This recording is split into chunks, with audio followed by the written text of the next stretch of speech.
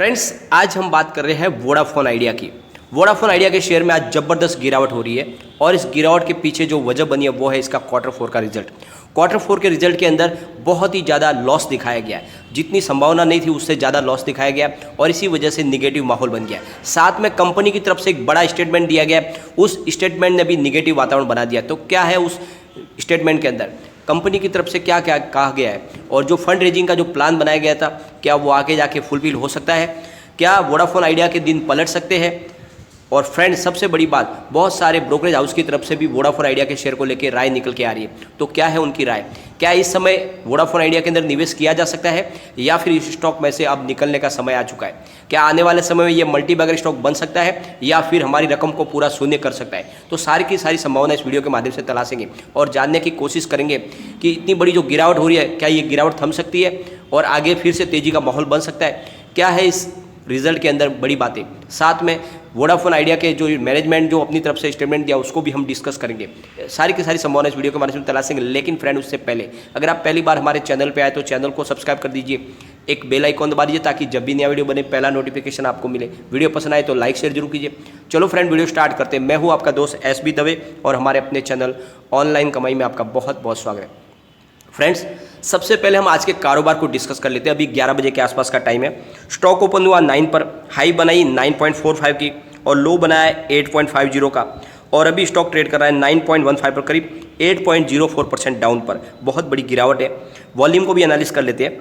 BSE में 7,79,19,000 का volume हो चुका है और सामने 2,57,83,000 की डिलीवरी उठाई गई है और डिलीवरी का परसेंटेज 33.09% है। NSE की बात कर लेते हैं। 35,14,49,000 का वॉल्यूम हो चुका है और सामने 12,38,00,000 की डिलीवरी उठाई गई है और डिलीवरी का परसेंटेज 35.23%। तो बहुत भारी वॉल्यूम के साथ में कामकाज हो रहा है। काफ़ी लोग इसमें अपना माल बेच रहे हैं और इसके पीछे जो वजह बनी है वो है इसका रिजल्ट।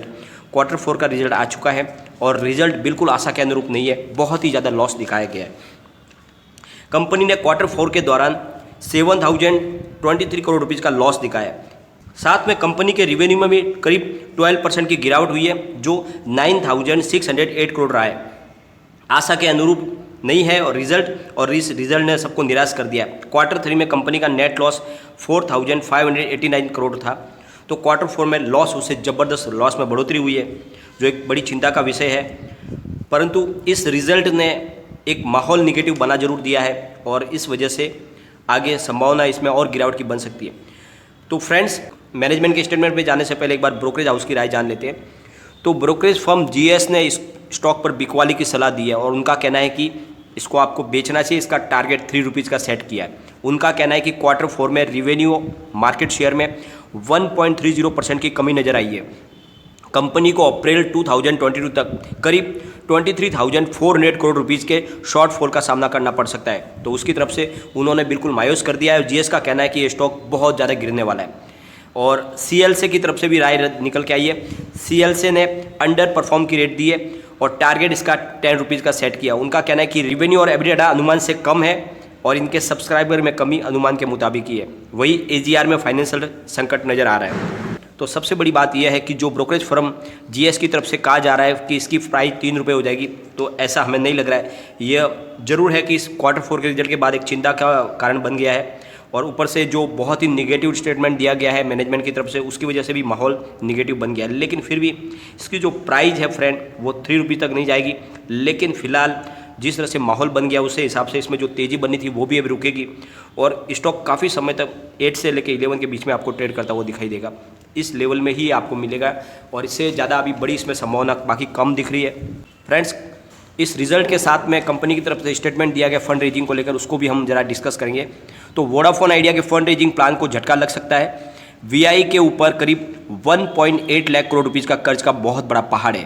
कंपनी फंड रेजिंग करने की कोशिश कर रही है लेकिन इतना बड़ा भयंकर कर्ज देखकर कोई उन्हें कर्ज देने को तैयार नहीं हो रहा है क्योंकि AGR बकाया है, स्पेक्ट्रम का बकाया है और कंपनी ने अपने स्टेटमेंट में माना है कि इतनी बड़ी देनदारी के कारण हमें कोई नया कर्ज उठा देने को तैयार नहीं हो रहा है और हमें कर्ज लेने में काफ़ी दिक्कत हो रही है। हमारी फाइनेंशियल कंडीशन पर फिलहाल हमें नए फंड रेजिंग में दिक्कत आ रही है। इससे पहले सितंबर 2020 में कंपनी 25,000 करोड़ रुपीज़ के फंड रेजिंग की घोषणा की थी, लेकिन कोई भी इन्वेस्टर इसके लिए तैयार नहीं हुआ और यह फंड रेजिंग फेल हो गई थी। फिलहाल कंपनी की परफॉर्मेंस और भारी कर्ज की वजह से कंपनी पर कोई भी भरोसा नहीं कर पा रहा है। इससे एक तरह से मैनेजमेंट ने हथियार डाल दिया है। उधर कंपनी के प्रमोटर भी अपनी तरफ से एक भी पैसा नया लगाने को तैयार नहीं है। कंपनी पर बैंकों का करीब 30,000 करोड़ रुपीज़ का कर्ज है और 94,200 करोड़ रुपीज़ का स्पेक्ट्रम का बकाया है और साथ में 58,254 करोड़ रुपीज़ AGR का ड्यू है, जिसमें से 7,854 करोड़ रुपीज़ VI ने चुका दिया है। कंपनी ने अपनी तरफ से जो अकाउंट डिटेल पेश की है उसके हिसाब से जो AGR बकाया बता रहे वो है 20,533 करोड़। तो काफ़ी इसमें अंतर है।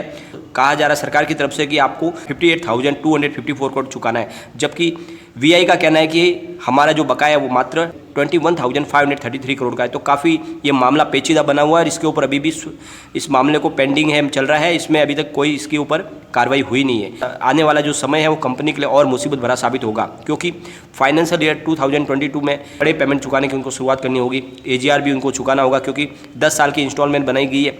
तो आने वाले समय में AGR का ड्यू ने चुकाना है, साथ स्पेक्ट्रम का जो ड्यू है उसको भी चुकाना होगा, बैंकों को भी कर्ज चुकाना होगा और बिना फंड रेजिंग के ये सब मुमकिन नहीं है। फिलहाल सरकार या बैंकों की तरफ से टेलीकॉम सेक्टर के लिए कोई राहत की घोषणा नहीं की गई है और नहीं वहाँ से कुछ राहत मिलने के आसार है। तो फिलहाल जो बहुत ही मुसीबत भरा समय है टेलीकॉम सेक्टर के लिए, और ऐसे समय में इतने भयंकर कर्ज के साथ में VI के लिए सर्वाइव करना बहुत ज़्यादा मुश्किल हो रहा है। और कंपनी में करीब 27.66% की आदित्य बिरला ग्रुप की हिस्सेदारी है और साथ में 44.39% वोडाफोन ग्रुप की हिस्सेदारी है, जो विदेशी कंपनी है।